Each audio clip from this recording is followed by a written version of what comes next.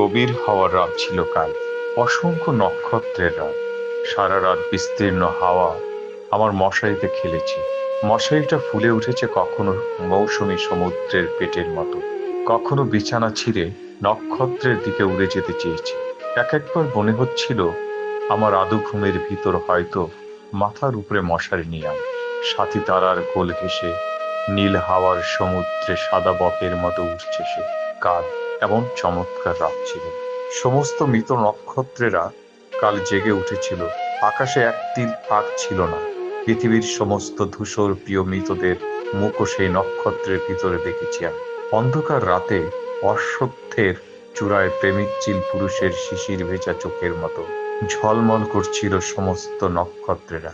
জ্যোৎস্না রাতে ব্যাবিলনের রানীর ঘাড়ের উপর চিতার উজ্জ্বল চামড়ার শালের মতো জ্বলজ্বল করছিল বিশাল আকাশ। কাল এমন আশ্চর্য রাত ছিল যে নক্ষত্রেরা আকাশের বুকে হাজার বছর আগে মরে গিয়েছে, তারাও কাল জানালার ভিতরে দিয়ে অসংখ্য মৃত আকাশ সঙ্গে করে এনেছে। যে রূপসীদের আমি এশেরিয়ায় মিশরের বিদিশায় মরে যেতে দেখেছি, কাল তারা অতি দূর আকাশের সীমানার কুয়াশায় কুয়াশায় দীর্ঘ বর্ষা হাতে করে কাতারে কাতারে দাঁড়িয়ে গেছে, যেন মৃত্যুকে দলিত করবার জন্য, জীবনের গভীর জয় প্রকাশ করবার জন্য, প্রেমের ভয়াবহ গম্ভীর স্তম্ভ তুলবার জন্য। আড়ষ্ট অভিভূত হয়ে গেছি আমি। কাল রাতের প্রবল নীল অত্যাচার আমাকে ছিঁড়ে ফেলেছে, যেন আকাশের বিরামহীন বিস্তীর্ণ ডানার ভেতর পৃথিবী কীটের মতো মুছে গিয়েছে কাল। আর উতুঙ্গ বাতাস এসেছে আকাশের বুক থেকে নেমে আমার জানালার ভিতর দিয়ে সাঁই সাঁই করে।